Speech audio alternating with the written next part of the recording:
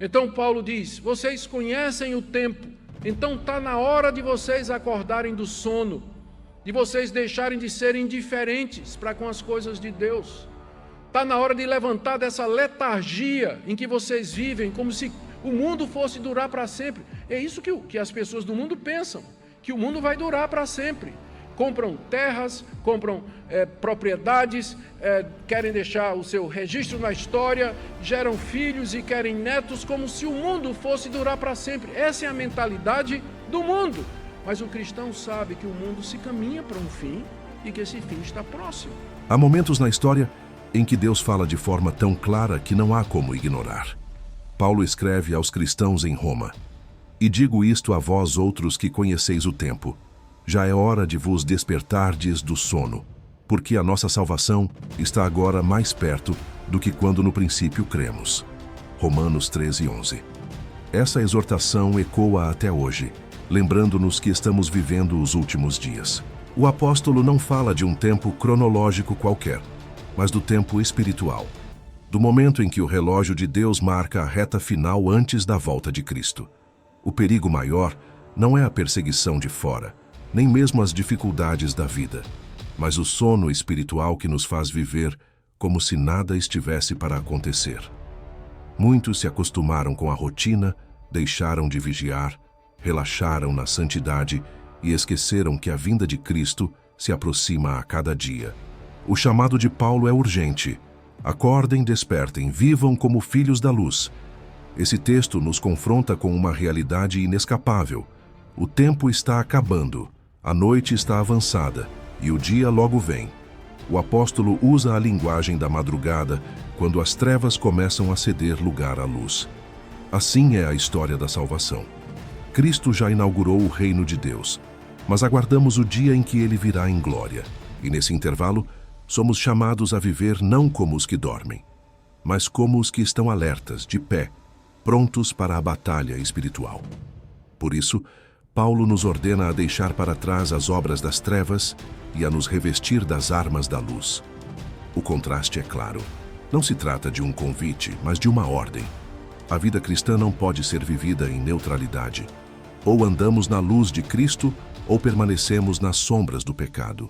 Essa é a linha divisória entre os que estão prontos para a vinda do Senhor e os que serão surpreendidos por ela. E aqui está a pergunta que cada um precisa responder diante de Deus: você está desperto ou adormecido? A palavra não é dirigida apenas aos incrédulos, mas à própria igreja. Há crentes que vivem como se nada estivesse em jogo, mas a Escritura nos chama a despertar. E eu já lhe peço, deixe aqui nos comentários de qual cidade e país você está assistindo este vídeo, para que juntos possamos proclamar que o povo de Deus, espalhado pelo mundo, está atento e aguardando a volta gloriosa de Cristo.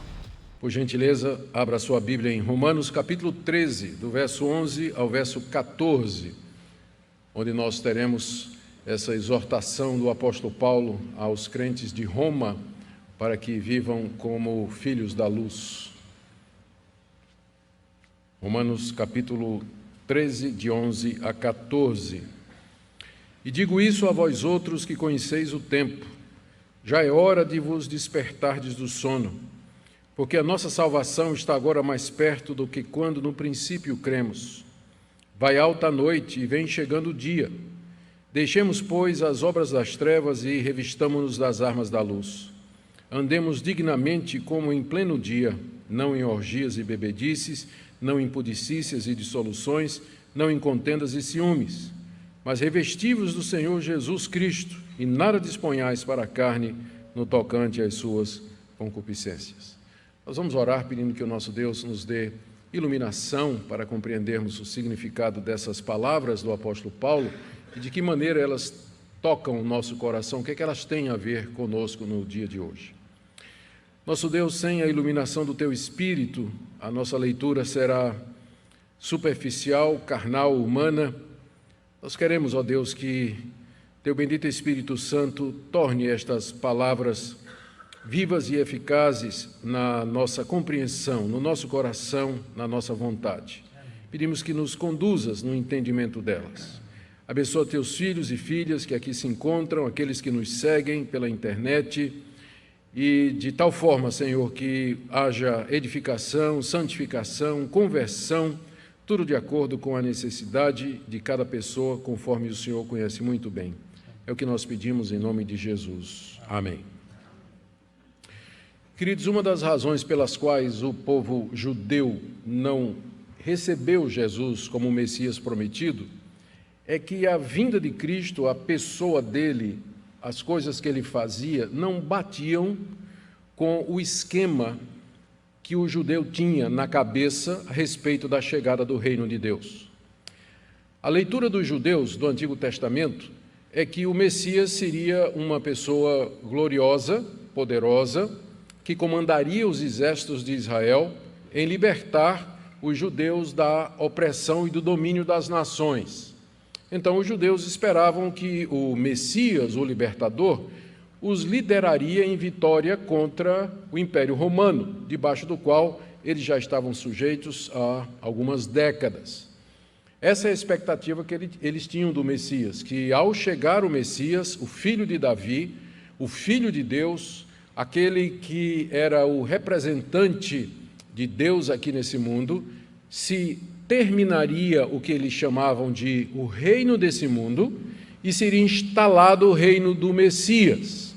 As trevas, o período de escravidão da nação aos poderes desse mundo, dariam lugar, com a chegada do Messias, a um novo período, um reino de paz, tranquilidade, que eles chamavam de o Shalom, que significa paz, onde Israel estaria no centro do universo e todas as demais nações estariam sujeitas a Israel, onde o Messias, a partir de Jerusalém, seria adorado, seria cultuado, seria servido por todos os povos e nações. Portanto, quando Jesus chega, filho de carpinteiro, seguido por um bando de pescadores, no meio tinha um zelote, que fazia parte de um grupo revolucionário que queria a libertação política de Israel. Os judeus disseram: não é possível que esse seja o Messias prometido. Até os discípulos de Jesus tinham dificuldade em entender como é que a vinda de Cristo, entender como Jesus Cristo se encaixava nisso que os profetas haviam anunciado, a chegada gloriosa do reino de Deus, a libertação do povo de Deus, passagens que falam do leão da ovelha comendo juntas, da criança metendo a mão na toca da serpente sem que sofresse mal nenhum. Onde estava? Quem seria? Seria esse aquele que inauguraria o Shalom? O reino de paz, de prosperidade esperado pelos judeus? Então, nem mesmo os discípulos, a princípio, compreenderam o que é que estava acontecendo. Apesar de que Jesus, desde que ele começa a pregar, ele ecoa as palavras do seu antecessor, João Batista: é chegado o reino de Deus. O reino de Deus chegou. Jesus estava dizendo: isso que vocês esperavam, chegou. Mas não exatamente como os judeus estavam pensando. A novidade da chegada de Jesus, somente mais tarde entendida pelos próprios discípulos e especialmente pelo apóstolo Paulo, é que o reino de Deus de fato veio em Jesus Cristo, mas de maneira inaugural. Veio de maneira inaugural. O reino veio, ele estava presente, mas ainda não na sua forma completa. Ainda não na sua plenitude, porque na primeira vinda, o Messias, o Salvador, ele viria humilde, ele viria encarnado, com o objetivo de morrer pelos pecados do seu povo. E só na sua segunda vinda, que seria mais tarde, é que ele viria com toda a glória e com todo esplendor estabelecer em plenitude o seu reino sobre a terra. Os estudiosos do Novo Testamento, particularmente aqueles que se dedicam à teologia bíblica, eles chamam essa tensão do já e do ainda não. O reino de Deus já está presente entre nós, mas ainda não na sua plenitude. Isso traz algumas implicações para nós como cristãos. Nós estamos presos nesse período entre as duas vindas. Nós estamos vivendo esse momento de tensão entre o já, o reino de Deus já veio, mas ainda não plenamente. Então isso explica uma série de coisas. Por exemplo, A Bíblia diz que nós já estamos perdoados, que os nossos pecados já foram apagados. Deus já os quitou completamente, mas nós ainda não somos perfeitos. Nós ainda cometemos pecado. Já, mas ainda não. A Bíblia diz que o diabo já está derrotado, que o golpe final já foi dado contra ele e que sua perdição é inevitável e inexorável. Mas Satanás ainda ronda como leão faminto, procurando alguém para devorar. Já, mas ainda não. A Bíblia nos diz que Cristo já venceu a morte e que nós já estamos ressuscitados com Cristo à direita de Deus Pai e que nós já temos a vida eterna. A vida eterna não é uma coisa que nós iremos ter no futuro. A Bíblia diz que quem crê já tem a vida eterna, mas nós ainda vamos morrer. Nós ainda vamos experimentar morte. Nós ainda vamos experimentar esses momentos. A Bíblia diz que nós já participamos dos poderes do mundo vindouro. A Bíblia diz que nós já participamos da natureza de Deus, como Pedro diz na sua primeira carta. Entretanto, a mesma Bíblia diz que aqui nesse mundo a gente sofre, a gente passa por dificuldades, passa por perseguições.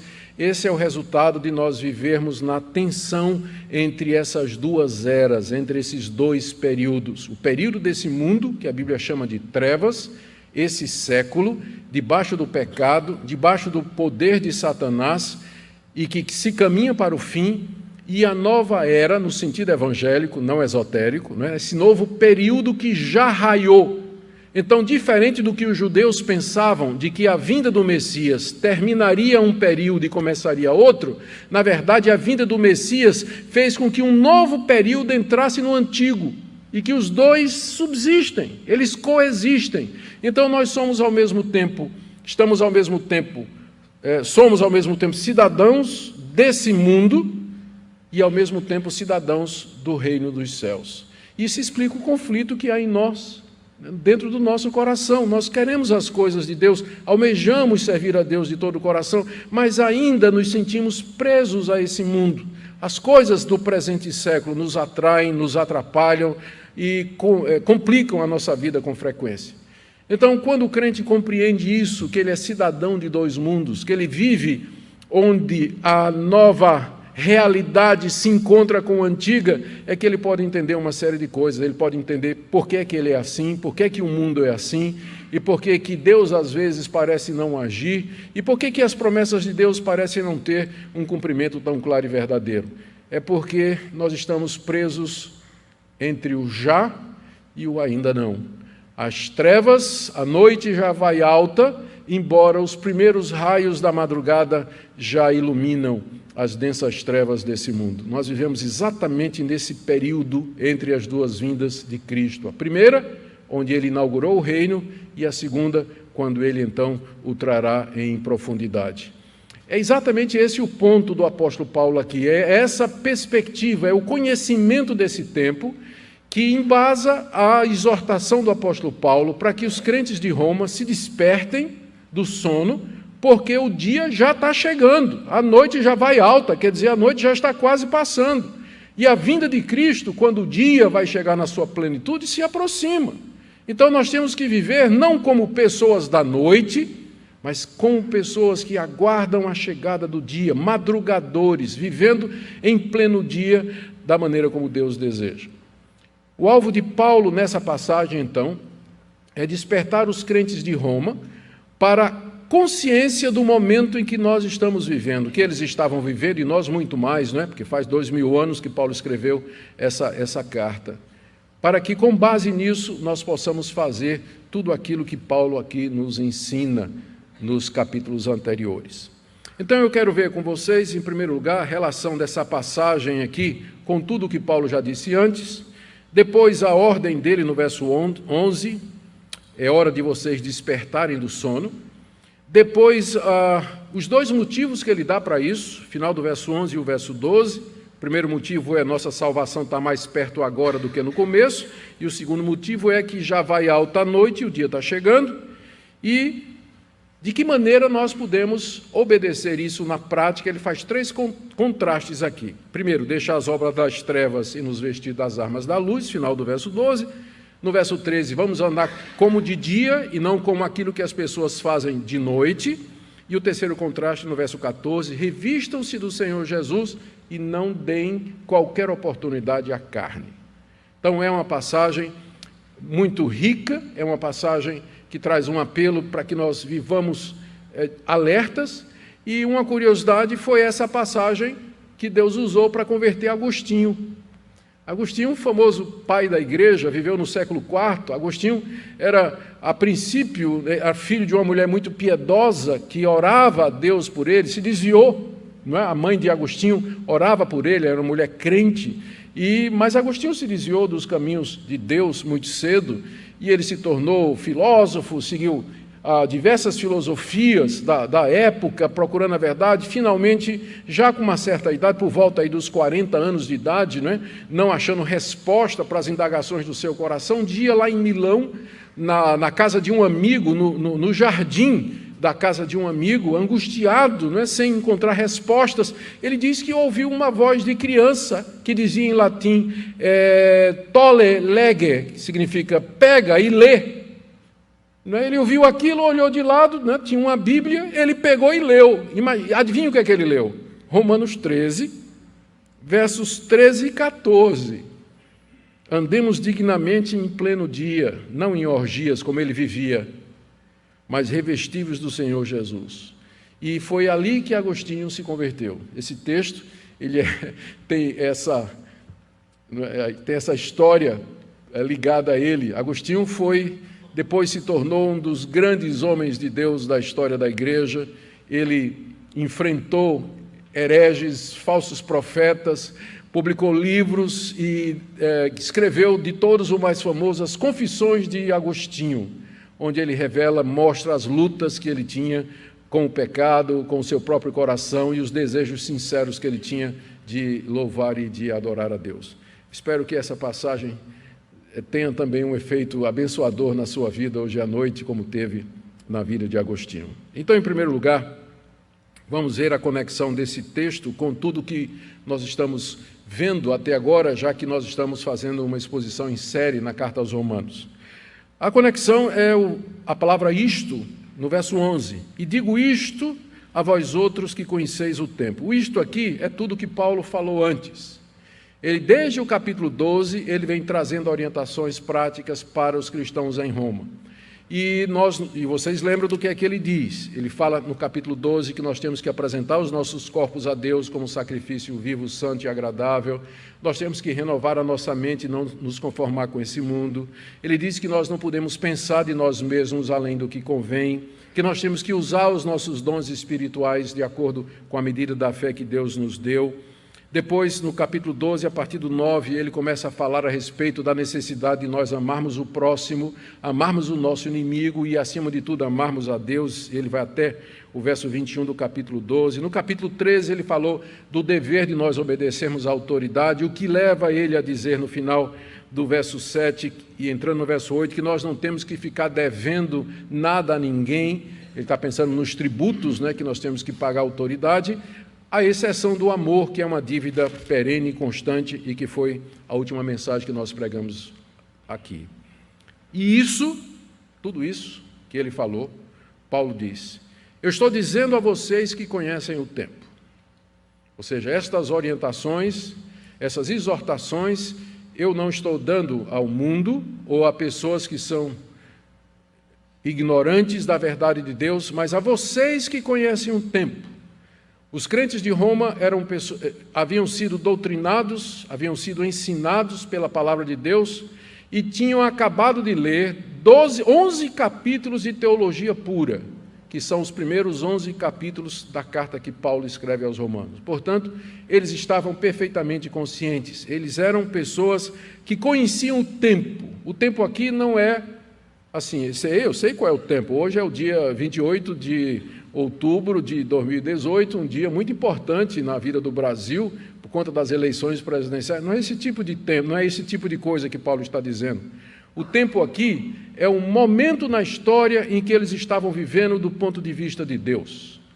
Eles estavam conscientes de que eles estavam vivendo a última hora da história desse mundo. Eles estavam conscientes de que estavam vivendo o tempo dos gentios, em que Deus estava reunindo um povo de entre as nações para si. Um tempo em que Israel estava endurecido, o tempo em que o evangelho estava sendo pregado a todas as nações, o tempo que antecedia a vinda do Senhor Jesus Cristo. Os romanos sabiam disso. Paulo queria que eles tivessem consciência disso. Eu creio que boa parte dos problemas que nós enfrentamos na igreja, nós como cristãos, é que nós não temos consciência, nós não vivemos conscientes do momento em que nós estamos vivendo. Deus já realizou as principais etapas da história da redenção. Ele já elegeu e predestinou na eternidade, ele criou o mundo, a queda do homem já aconteceu, o seu Filho Jesus Cristo já veio ao mundo para realizar a redenção, a chamada da igreja está a pleno caminho, caminhando plenamente. A próxima etapa é a vinda do Senhor Jesus Cristo e o dia do juízo. Então nós precisamos estar conscientes de que época nós estamos vivendo. Estamos vivendo exatamente nesse tempo. Com base nisso, o apóstolo Paulo diz no verso 11, já é hora de vocês despertarem do sono. Ele provavelmente estava repreendendo a igreja de Roma pela letargia espiritual ou pela indiferença para com as coisas de Deus. É muito comum o crente se envolver com o dia a dia nas suas obrigações, que são justas. Ele tem que trabalhar, tem que levar os filhos para a escola, ele tem que pagar as contas, ele tem outras atividades que são lícitas e que são verdadeiras. Porém, o que acontece com frequência é que ele se deixa envolver por estas coisas e ele deixa de lembrar e de viver à luz dessa consciência do tempo em que ele está vivendo, que são os últimos tempos, a última hora, a última badalada do relógio da história desse mundo. Então Paulo diz, vocês conhecem o tempo, então está na hora de vocês acordarem do sono, de vocês deixarem de serem indiferentes para com as coisas de Deus. Está na hora de levantar dessa letargia em que vocês vivem, como se o mundo fosse durar para sempre. É isso que as pessoas do mundo pensam, que o mundo vai durar para sempre. Compram terras, compram propriedades, querem deixar o seu registro na história, geram filhos e querem netos, como se o mundo fosse durar para sempre. Essa é a mentalidade do mundo. Mas o cristão sabe que o mundo se caminha para um fim e que esse fim está próximo. Nós conhecemos o tempo, nós sabemos que a história caminha para um término e que esse término não está distante. Por isso, está na hora de despertar do sono. Está na hora de viver à luz dessa realidade espiritual que a Bíblia nos fala com tanta clareza. Ele dá dois motivos aqui que eu já adiantei. Os dois motivos pelos quais ele diz, está na hora de vocês despertarem, vocês conhecem o tempo. Não justifica vocês viverem letargicamente, indiferentes às coisas de Deus. Ele dá dois motivos. Primeiro, no verso 11. Porque a nossa salvação está agora mais perto de que quando no princípio nós cremos. A nossa salvação, ela está mais perto agora do que quando nós cremos no princípio. Ora, se isso é verdade há 2000 anos, quando Paulo disse essas palavras, muito mais hoje. A nossa salvação, ela está mais perto hoje do que quando a princípio nós cremos. Nós temos que lembrar que a salvação na Bíblia envolve mais do que perdão de pecados. Os estudiosos, eles didaticamente explicam a salvação em 3 tempos. No primeiro tempo, Deus nos salva da culpa do pecado. Isso é chamado de justificação. E é um ato da parte de Deus que é feito quando nós nos arrependemos e cremos em Jesus Cristo. Então Deus nos justifica e nos livra da culpa do pecado. Então, a partir desse momento, você pode dizer, eu estou salvo. Essa é uma declaração verdadeira, embora incompleta. Você está salvo da culpa do pecado. Deus não vai mais lhe mandar para o inferno, porque você creu e não há condenação para aqueles que estão em Cristo Jesus. Mas aí começa a segunda etapa, que é a salvação do domínio e do poder do pecado na sua vida, que nós chamamos de santificação. E que, diferentemente da justificação, que é um ato único de Deus, a santificação é um processo que vai durar a sua vida toda. A vida toda Deus vai estar salvando você do poder do pecado em sua vida. Através dos meios de graça, através da correção, que é feita pela palavra de Deus, através de irmãos que Deus vai trazer, através do sofrimento, através da tribulação, Deus vai quebrando o poder do pecado na sua vida. Você vai aprender a não mentir, você vai aprender a não cobiçar as coisas dos outros, você vai aprender a ficar contente e feliz em toda e qualquer situação, você vai aprender a dar graças a Deus em todas as coisas, você vai aprender a amar o próximo como a você mesmo. Isso é um aprendizado que dura a vida toda. Então, nesse sentido, você ainda está sendo salvo. Nesse sentido, você ainda está sendo salvo. E agora tem a terceira etapa, quando Deus vai nos livrar da presença do pecado em nosso coração. É isso que nós chamamos de glorificação. E vai acontecer quando Cristo vier e houver a ressurreição dos mortos. Os mortos ressuscitarão, nós ressuscitaremos, os nossos corpos serão transformados para serem iguais ao corpo de Jesus Cristo, serão corpos gloriosos, imortais, incorruptíveis, perfeitos e sem pecado. É o que a Bíblia chama de glorificação.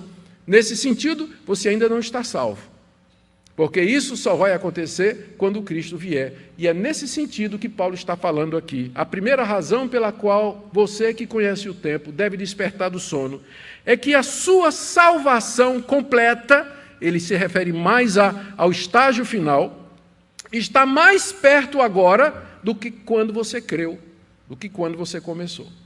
Um dia você creu no Senhor Jesus e o processo da salvação começou. Deus lhe perdoou, Deus lhe aceitou, Deus lhe justificou. O Espírito Santo então começou a salvar você do domínio do pecado e lhe encheu de esperança, lhe fez promessas e disse um dia, eu vou salvar você da presença do pecado, em você, nos outros e nesse mundo. Quando o meu Filho vier, o mundo será transformado, haverá novos céus e nova terra onde habita a justiça, os mortos serão ressurretos e morarão com Cristo, comigo para sempre, diz o nosso Deus, nesse novo mundo que se aproxima. Então, o primeiro argumento de Paulo, aliás, o primeiro motivo que Paulo apresenta para que os crentes se despertem para compreender o tempo em que eles estão vivendo, é que a nossa salvação está em processo. Ela começou quando nós cremos, mas ela ainda caminha para um final. E esse final está próximo e acontecerá na vinda do Senhor Jesus Cristo. A segunda razão que Paulo apresenta aqui, para a ordem do verso 11, está no verso 12. Ele está dizendo mais ou menos a mesma coisa, mas com outras palavras. Ele diz, vai alta a noite e vem chegando o dia. A noite a que ele se refere é o tempo desse mundo. É chamado de noite porque está relacionado com trevas, com escuridão, que são metáforas que a Bíblia usa para falar do pecado do homem, a sua ignorância de Deus, a rebelião dos seus corações e também do fato de que boa parte das obras más geralmente se faz à noite, em oculto, em segredo. Então, a noite já vai alta, quer dizer, está terminando a noite. Daqui a pouco ela vai chegar ao fim. Ou seja, esse mundo, como a noite, vai terminar. E o dia, diz o apóstolo Paulo, já está chegando, porque inclusive a luz do mundo já veio. Cristo, quando se apresentou aos judeus, ele disse, eu sou a luz do mundo. Então a luz já brilha. Os primeiros raios do novo dia já brilham ao nosso redor, dissipando as trevas, embora não plenamente. Aqui Paulo está falando dessa intrusão do dia nas trevas. Não é uma separação estanque. A noite acaba e o dia raia. Mas a gente sabe que as duas coisas se misturam. A noite vai terminando e o dia vai começando. É o que a gente chama de madrugada, não é? É o que a gente chama de madrugada. Então, nós estamos vivendo na madrugada, no amanhecer desse novo período que Deus fará nesse mundo, o novo céu e nova terra inaugurados com a vinda do Senhor Jesus, quando o seu reino será implantado plenamente. Então, nós temos dois motivos para nós despertarmos do nosso sono. O primeiro é esse, que a nossa salvação está em processo, é incompleta, mas ela se aproxima do final. Segundo, que a noite desse mundo já está passando, que o novo dia já raiou, que o reino de Deus já está entre nós. E nós vivemos então na expectativa de que esse dia chegue logo, porque nós não queremos viver na madrugada, mas queremos viver em pleno dia. Primeiro, Paulo deu a ordem, no verso 11, está na hora de despertar. Depois ele deu dois motivos para isso. A nossa salvação está mais perto agora do que era antes, e a noite já vai alta e o dia já está raiando. E aí, final do verso 12 até o verso 14, ele fala de como nós devemos então viver como pessoas que conhecem o tempo e que estão conscientes de que nós estamos vivendo no apagar das luzes desse mundo e na chegada da nova realidade em Cristo Jesus. São três contrastes que ele faz. O primeiro no final do verso 12. Depois de dizer no verso 12, vai alta a noite e vem chegando o dia, ele diz, deixemos, pois, então, a conclusão prática, não é? Deixemos, pois, as obras das trevas e revistamo-nos das armas da luz. Então, à luz disso tudo, a primeira conclusão, orientação prática é essa: deixe as obras das trevas. O que são as obras das trevas? É tudo aquilo que as pessoas fazem no escuro, de noite, em segredo. Apesar de que hoje em dia está tão descarado, né, que eles fazem em plena luz do dia. A gente vê vídeos na internet de gente protestando, fazendo coisa no meio da rua que a gente não imaginaria, passeatas aí de determinados grupos, com imoralidade feita à luz do dia. Coisas que pelo menos a decência e a vergonha antigamente ditavam que essas coisas eram feitas de noite e em locais secretos. Hoje em dia se faz abertamente, mas na época de Paulo, pelo menos, essa safadeza toda era feita no escuro, de noite, escondido. Por isso que são chamadas de obras das trevas, obras que são feitas por pessoas que não querem ser expostas, são obras vergonhosas, obras indecentes, obras que são condenáveis, são contra a palavra de Deus e que não são dignas de um cristão que já faz parte do novo dia, da nova realidade que brilha em Cristo Jesus. Portanto, o cristão, ele deve, na palavra de Paulo aqui, deixar as obras das trevas. Deixem de fazer o que é errado, diz o apóstolo Paulo. Pare de fazer o que é errado. Essas obras são daqueles que não conhecem a Deus. Em vez disso, revista-se das armas da luz, ou da armadura da luz, pode ser traduzido como armas ou armadura. Revista-se da armadura da luz. Em contraste a viver na prática de atos, de ter comportamento que é característico do mundo que não conhece a Deus, o cristão deve se revestir da armadura da luz, ou das armas da luz. Aqui o apóstolo Paulo se refere, naturalmente por contraste às virtudes cristãs. Justiça, amor, verdade, humildade, sinceridade, zelo, fervor diante de Deus, tudo aquilo que o Novo Testamento descreve como sendo pertinente a pessoas que são salvas e o reino de Deus. Então, primeira orientação, à luz de tudo isso, pare de fazer as coisas das trevas e se revista daquilo que caracteriza uma vida iluminada pela verdade do Evangelho em Cristo Jesus. Segunda orientação, é também outro contraste, está no verso 13, e esse é mais explícito. Andemos dignamente como em pleno dia. Andar dignamente em pleno dia. A figura é autoexplicativa. De dia nós somos vistos por todos, e todos os nossos atos são feitos diante de outras pessoas. De dia nós não temos como esconder nada, porque está diante de todo mundo, a luz ilumina tudo. Então, nós devemos viver como pessoas que andam de dia, de maneira digna, de maneira própria, de maneira conveniente. Em contraste, Paulo diz, não ande em orgias, bebedices, impudicícias, dissoluções, contendas e ciúmes. Aqui é a primeira vez que Paulo dá nome ao que ele chama de obras das trevas, ou andar de maneira indigna, ou andar de noite. E os primeiros que ele nomeia aqui, orgias, bebedice. Orgia é farra, não é? Inclusive, na época de Paulo, as famosas orgias romanas incluíam, é claro, era sexo e bebida.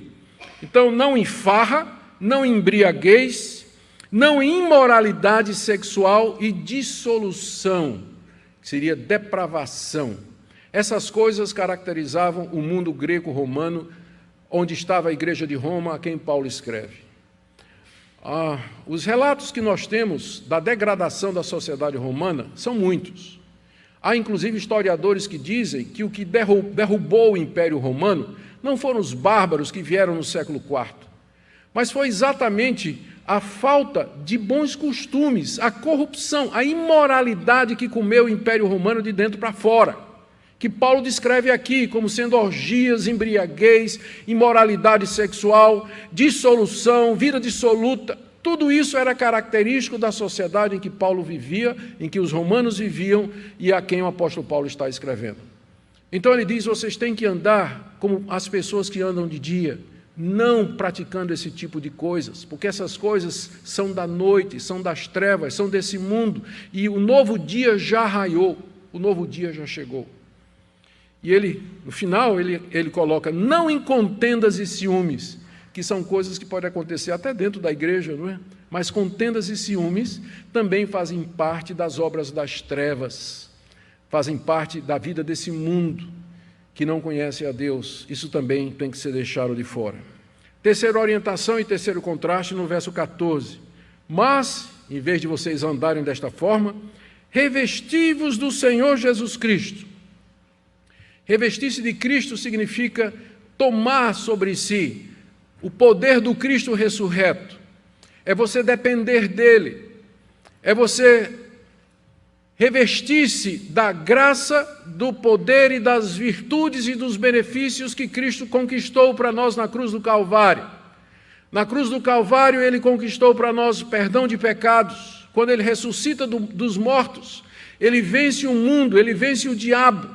A nossa força está no Senhor Jesus, não em nós mesmos. Por isso Paulo diz que o antídoto para uma vida de orgia, de dissolução e de imoralidade sexual é você revestir-se de Cristo, dele e da força do seu poder. Porque somente unidos a Jesus pela fé é que nós poderemos viver como cidadãos do dia. Em contraste, nada disponhais para a carne, final do verso 14, no tocante às suas concupiscências. Concupiscência significa desejos. E geralmente no Novo Testamento é uma conotação negativa. Concupiscências são desejos que não podem ser satisfeitos de maneira lícita. São paixões, são vontades que brotam da nossa carne, carne aqui se referindo à nossa natureza pecaminosa. E apesar de já termos sido salvos, como eu disse no início, o crente ainda tem concupiscências, ele tem desejos, ele tem paixões, ele arde de vontade de fazer uma série de coisas. Paulo diz que em vez de você dispor qualquer espaço para que a carne seja satisfeita, você deve se revestir do Senhor Jesus Cristo. Não disponha para a carne nada. Ou seja, não fique planejando de que maneira você vai satisfazer os seus desejos. Não dê oportunidade para que as paixões carnais dominem sua vida. Mas já de saída você elimina tudo. Você já fecha a porta para isso. E é aqui que nós precisamos aprender como cristãos, não somente a dizer não para o pecado, mas a evitar todas as situações ou ocasiões em que o pecado pode se tornar presente em nossa vida. Não disponha de nada. Não dê chance, não dê lugar à carne na sua vida, mas se revista do Senhor Jesus. Eu quero concluir com algumas lições que nós podemos tirar daqui. A primeira delas é que nós, de fato, vivemos no limiar de um novo tempo. A vinda do Senhor Jesus está próxima, e com ela o fim desse mundo, como nós o conhecemos, e com ela o início do novo céu e da nova terra, onde habita a justiça, onde nós finalmente seremos livres do pecado em todos os sentidos. Mas até lá, nós estamos vivendo nessa tensão do já e do ainda não, onde a Bíblia demanda o tempo todo que nós sejamos como pessoas esclarecidas, conhecendo o tempo, vivendo em santidade, deixando as obras das trevas e vivendo de maneira digna de Deus. Segunda coisa que nós podemos aprender aqui, que a salvação de fato é um processo. E ele não terminou ainda. Ele começou quando você creu. E você foi salvo da culpa do pecado, mas ainda não foi salvo da mentira, não é verdade? Ainda não foi salvo da imoralidade e da impureza e da maneira como você trata as pessoas, da raiva e da mágoa, não é verdade? Então Deus ainda não acabou com você. Ele ainda está salvando você. E ele só vai terminar na ressurreição dos mortos, quando finalmente o pecado será tirado de nós e nós experimentaremos alguma coisa que eu acho que a gente nem não consegue imaginar, é não ter pecado em nós, não sentir aquilo que a nossa natureza corrompida provoca, aquilo que ela deseja. Eu nem imagino como é, acho que nenhum de nós imagina, não é? Mas eu sei que a Bíblia diz que é alguma coisa, isso é que é céu, vida eterna, é nós agora existirmos plenamente sem a presença do pecado em nós. Talvez você está aqui essa noite e você precisa de ouvir essa orientação do apóstolo Paulo, que está na hora de você despertar do sono. Eu não estou dizendo que você não é salvo, mas eu quero que você examine sua vida, a sua vida como cristão, como membro dessa igreja. Você poderia ser descrito como uma pessoa que está adormecida, que é indiferente. O seu cristianismo se resume a praticar atos religiosos, vir domingo à igreja, contribuir, quem sabe participar de um evento ou outro. O cristianismo é muito mais do que isso. O cristianismo é toda uma visão de mundo, é o conhecimento do tempo, é você estar situado no momento da história, estar consciente disso, e isso traz efeito na sua vida, na maneira como você vive, na maneira como você trabalha, no seu relacionamento com seu marido, com sua esposa, como você trata seus filhos, o que é que você faz no trabalho. Você vive a consciência disso, a luz disso. Talvez nessa noite seja preciso que você repense o seu cristianismo. Talvez você precise dizer, Deus, de fato, eu preciso de um despertamento. Talvez a igreja precise de um despertamento. É hora de despertar do sono. Há tanta coisa a ser feita, o tempo é breve, nós não sabemos quanto tempo nós teremos. Nós não sabemos quanto tempo até a vinda do Senhor Jesus. Há muito a ser feito, e cada um de vocês, eu e cada um de vocês, nós temos participação no reino de Deus, na sua igreja, e temos coisa para fazer. E temos coisa para fazer. Não se justifica que nós, sabendo o tempo, nós estejamos vivendo como se isso fosse durar para sempre, como se fosse assim a vida toda, sem essa urgência escatológica da vinda de Cristo e da necessidade de servi-lo. Que nessa noite Deus fale ao seu coração. Talvez você esteja dizendo, pastor, eu queria muito, de fato, viver uma vida nova, desperta para Cristo. Como é que eu me revisto dele? Como é que eu, de fato, me aposso dessas realidades? Paulo vem explicando isso desde o capítulo 12, não é? Desde o capítulo 12 ele vem falando a respeito disso. Eu creio que em termos práticos você pode começar com sua vida devocional, lendo a sua Bíblia todo dia, gastando tempo em oração, em vez de você gastar aquele tempo lá no Netflix, não é? Ou no YouTube, menos vendo os sermões que a gente prega, né? Tirando isso, vendo outras coisas lá, você tira tempo para ler a palavra de Deus, para buscar o Senhor Jesus, gastar um tempo em oração. Não somente participe dos cultos, mas se envolva. Há grupos que se reúnem durante a semana, grupos de discipulado, grupos de comunhão. Se não tem nenhum perto da sua casa, forme um, abra a sua casa e diga, pastor, eu quero abrir minha casa para ter um grupo de comunhão, de estudo durante a semana, eu preciso de fortalecimento, eu quero me envolver. Eu sei que a igreja tem projetos sociais, projetos missionários, a igreja tem várias frentes de trabalho, e eu estou aqui meio que sonolento, sem fazer nada. Eu quero me envolver na obra de Deus, você é muito bem-vindo. Tem trabalho para todo mundo. Há muita coisa a ser feita, muita coisa a ser feita. É hora de nós despertarmos do sono. É hora de despertarmos do sono. Que Deus nos sacuda e nos acorde para que nós possamos servi-lo no raiar desse novo dia que se aproxima com a vinda do nosso Senhor Jesus. Fiquemos em pé, queridos, e vamos orar. Em seguida, nós vamos cantar o hino 376, fazendo uma mudança aqui no boletim. O hino 376, que tem a ver com esse momento da nossa pátria, tem a ver com hoje, o dia das eleições, e nós vamos terminar com a bênção apostólica. Oremos. Ó Deus, desperta-nos do sono, porque já é hora. Nós conhecemos o tempo, não somos ignorantes, somos bem instruídos. Aqui, a maioria de nós, desde criança. E nós não queremos, ó Deus, sermos apanhados de surpresa naquele dia. Estar dormindo como um mordomo infiel da parábola que o Senhor contou. Mas desperta-nos, ó Deus, para que nós possamos nos envolver no Teu reino, de acordo com os dons que o Senhor nos deu. Obrigado pela Tua palavra, porque ela fala ao nosso coração. Oramos também pelo nosso país. Tenha misericórdia de nós e da Tua igreja, de que tenhamos liberdade para pregar o Teu evangelho. Em nome de Jesus que nós pedimos. Amém. O apóstolo Paulo escreve a carta aos Romanos para uma igreja que vivia no coração do império, cercada de pressões culturais, políticas e religiosas. Ele havia passado 11 capítulos explicando com profundidade a doutrina da justificação pela fé, a obra de Cristo e os desígnios soberanos de Deus.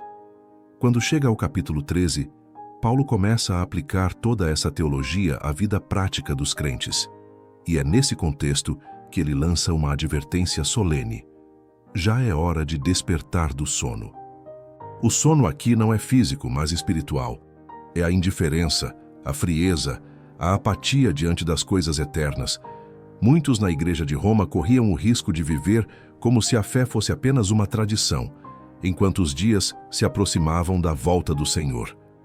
E o mesmo acontece conosco hoje. Podemos estar dentro da igreja, ouvindo a palavra, participando de cultos, mas espiritualmente adormecidos, sem percepção da urgência do tempo em que vivemos. Paulo também lembra que a nossa salvação está mais próxima hoje do que quando cremos. Ele não está falando da justificação, que já é um fato consumado em Cristo, nem da santificação, que é um processo em andamento, mas da glorificação, a consumação final da obra de Deus em nós.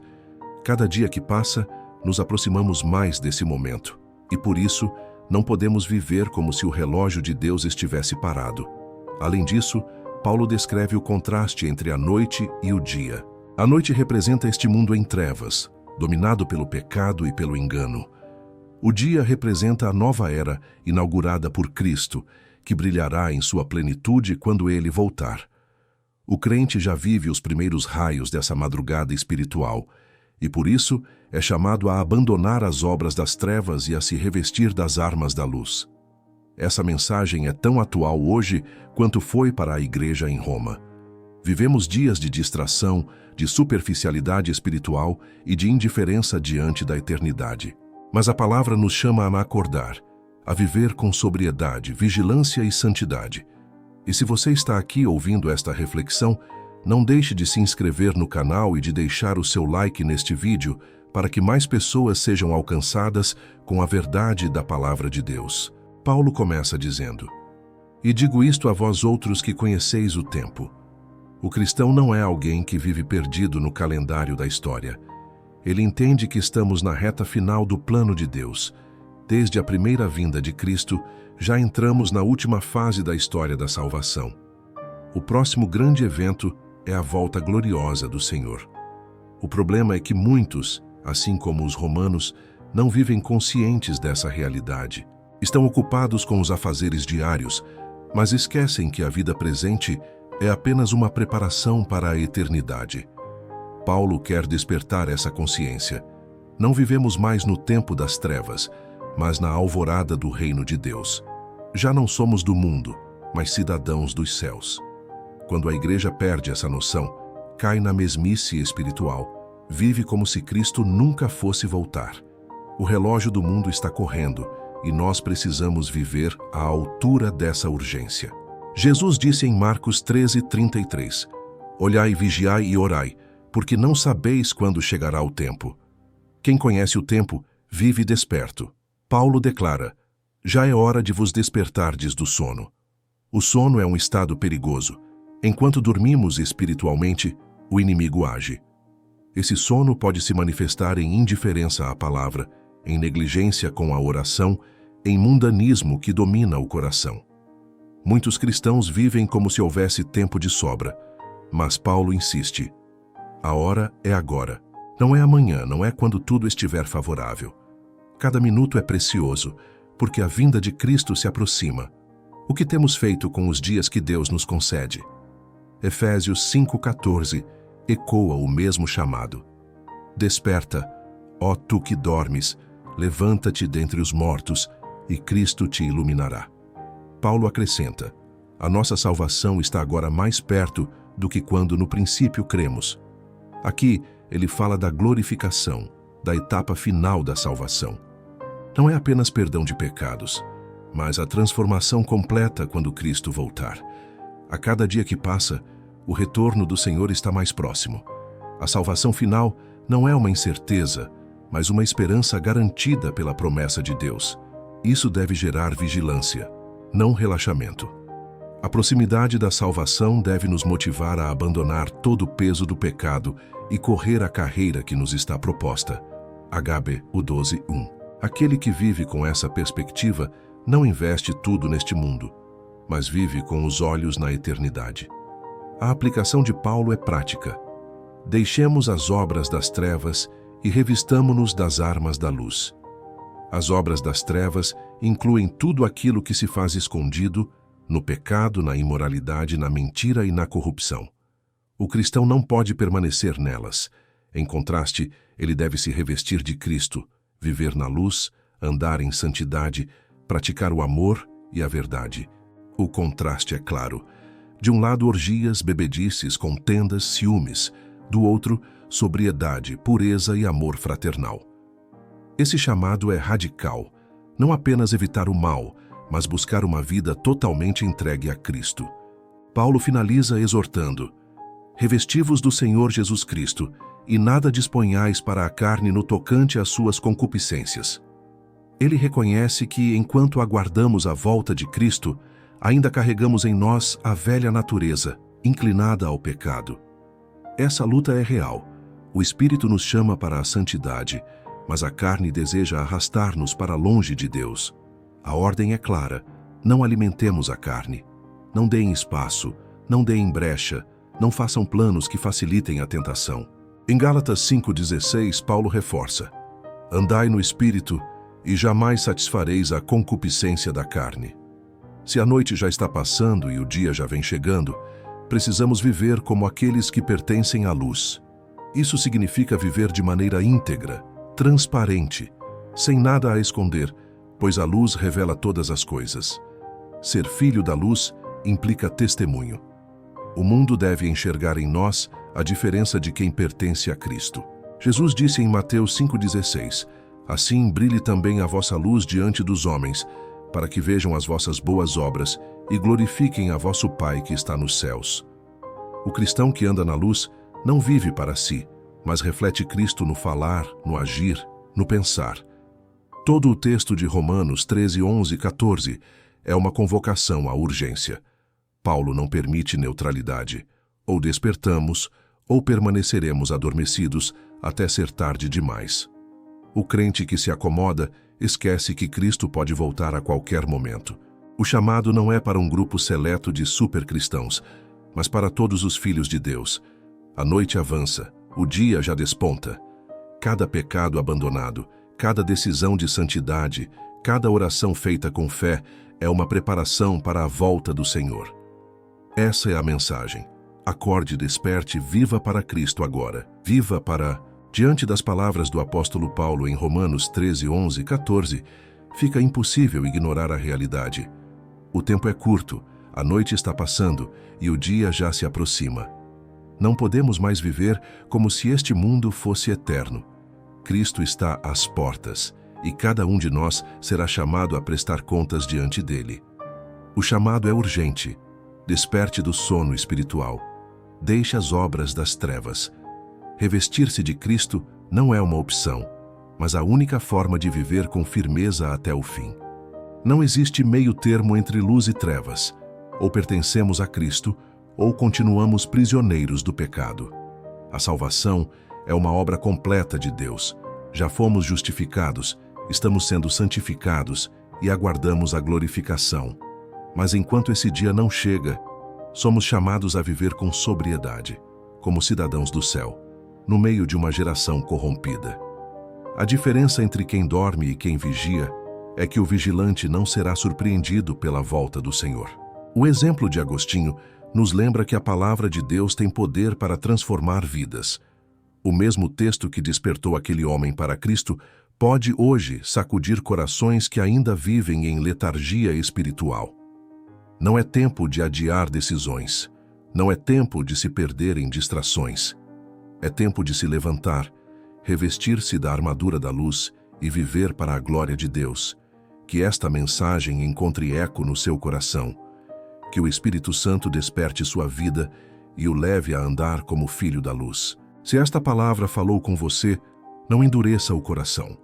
Busque ao Senhor, entregue-se a Ele por completo e viva como quem aguarda ansiosamente o amanhecer do novo dia. Que Deus nos conceda graça para permanecer firmes até o fim. Amém.